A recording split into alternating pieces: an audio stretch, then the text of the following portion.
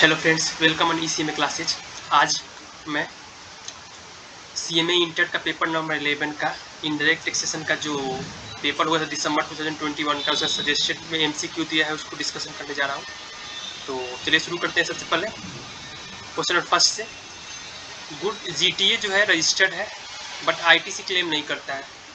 He provide GTA service to another registered person को GTA service provide कर रहा है। विल बी ट्रांजेक्शन फॉल, जो RCA में ट्रांजेक्शन फॉल होता है, what shall be GST rate पूछ रहा है इसमें कि GST रेट क्या होगा। तो GTA केस में देखो, GTA केस में दो सिनेरियो बनता है। अगर आप ITC अवेल कर रहे हो और ITC अवेल नहीं कर रहे हो। ITC अवेल कर रहे हो तो आपको 12% पे करना है टैक्स, अगर नहीं कर रहे हो तो 5%। यहाँ पे क्या कर रहा है, ITC अवेल नहीं कर रहा है, तो इसलिए यहाँ पे राइट आंसर क्या हो जाएगा, 5% लगेगा। वहीं अगर ITC अवेल करता तो यहाँ पे आंसर क्या होता है, यहाँ पे ए नंबर ऑप्शन होता है। ओके, तो इस बात का आपको ध्यान देना है। चलिए नेक्स्ट क्वेश्चन पे चलते हैं। Question number second, Ram limited has provide the following information for the month of September.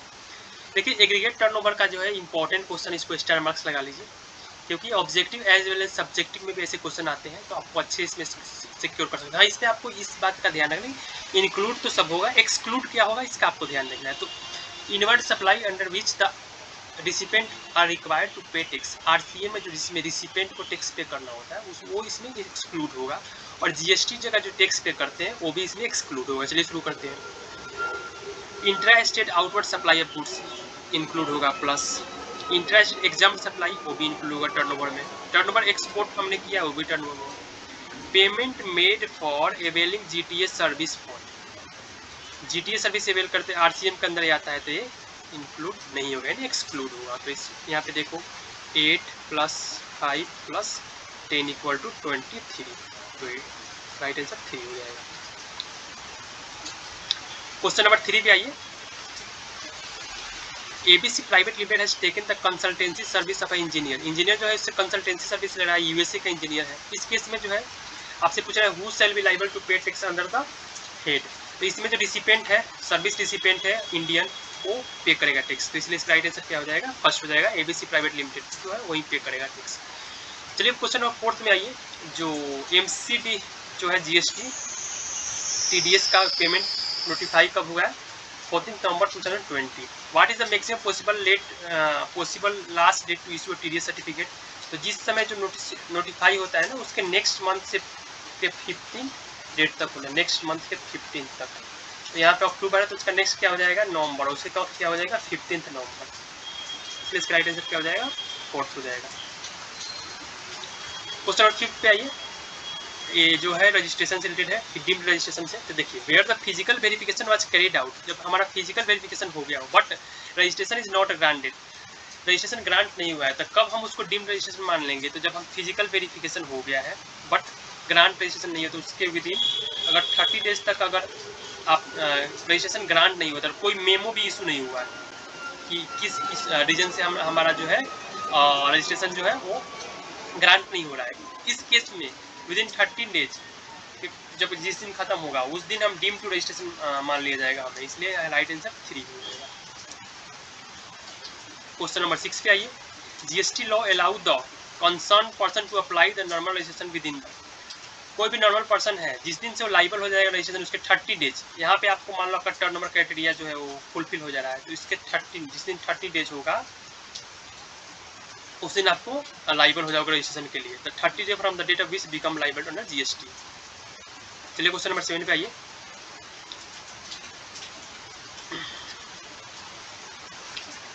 जीफी food private limited give discount, 30% discount दे रहा है। इनवाइस राइज किया हुआ है, जिसका इनवाइस प्राइस की अमाउंट कितना है 500 का। तो टैक्सेबल वैल्यू क्या होगा इस केस में, इनवाइस वैल्यू उसमें से माइनस करो 30% जो डिस्काउंट है, तो 350 जो हो जाएगा वो टैक्सेबल वैल्यू हो जाएगा। ओके,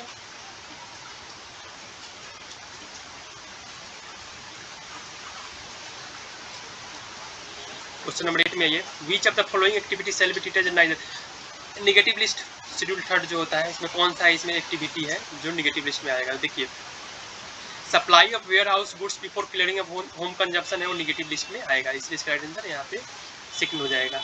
अदर जो है इसमें या तो इधर गुड्स और सर्विस कंसिडर करेंगे।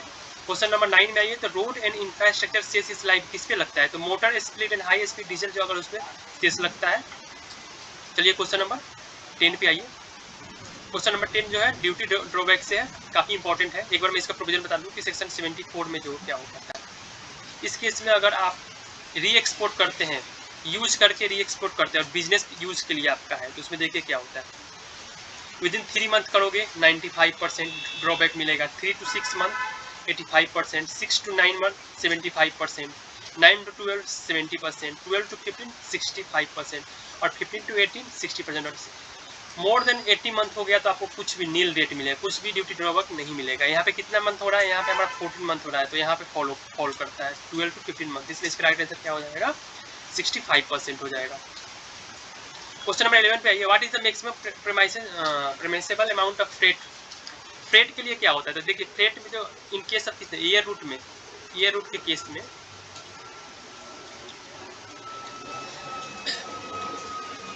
जो आपका फ्रेट होगा वो क्या होगा 20% ऑफ एफओबी और actual which ever is less.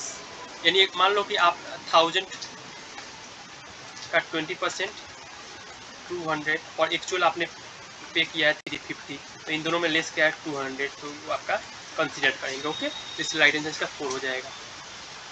Custom से क्वेश्चन है, कस्ट नेक्स्ट क्वेश्चन आ जाइए, आईटीसी से रिलेटेड है कि एक्स लिमिटेड परचेज गुड्स, इतने गुड्स उसने परचेज किया है, इसमें जीएसटी इंक्लूड है 18,000। Both X limited Y limited registered person, दोनों रजिस्टर्ड पर्सन है under normal provision. The date of invoice, invoice का डेट क्या है 1st 9/20 and date of receipt of goods 10/9/20। Payment made कब किया है, दिसंबर में पेमेंट किया है। Which was realise and credited bank account में क्रेडिट कब हुआ है, जैन में हुआ है। पूछ रहा है कि एक्स कब एलिजिबल हो जाएगा इनपुट टैक्स लेने के लिए, तो इसमें देखिए इसमें इस सिनेरियो में होता है कि जिस डेट ऑफ इनवॉइस और गुड्स रिसीव्ड से वाइज लेटर, तो इसमें लेटर कौन सा है 10/9/20, इसलिए इस दिन एलिजिबल हो जाएगा आईटीसी के लिए। क्वेश्चन नंबर 13 में देखिए, the document to be raised by the supplier or taxable goods taxable value or tax amount is tax invoice is found to be less than the actual tax value or actual tax amount, debit notes. देखिए क्या होता है, debit notes का मतलब क्या होता है, जो सप्लायर है जिसमें टैक्सेबल वैल्यू वो फाउंड कर रहा है कितना है, जो टैक्सेबल वैल्यू है वो और एक्चुअल टैक्स है, तो टैक्सेबल वैल्यू जो एक्चुअल टैक्स से लेस है, तो इस केस में क्या हो जाएगा डेबिट नोट इशू करेंगे। और वहीं अगर टैक्सेबल वैल्यू है एक्चुअल टैक्स से ज़्यादा होगा तो उस केस में क्या क्रेडिट नोट इशू करेंगे। ओके, इसलिए राइट आंसर क्या हो जाएगा फर्स्ट हो जाएगा। क्वेश्चन नंबर 14 पे आइए,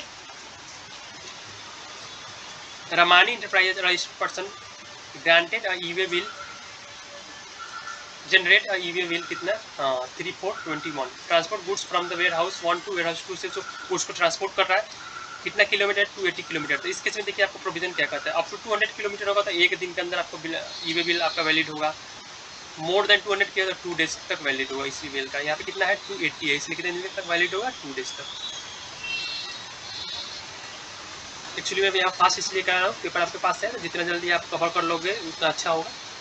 फिर नेक्स्ट क्वेश्चन पे 15 number, exemption from IGST automatically operate as exemption from CGST कब होता है, where option is accessible by SSE in all cases, in selected cases, in non other, किसी केसेस में नहीं होता है। 16 पे आ जाइए, the application of new registration shall be किस फॉर्म में होता है, तो एज पर सेक्शन 25 के अकॉर्डिंग REG1 जो होता है रजिस्ट्रेशन का फॉर्म होता है। ओके,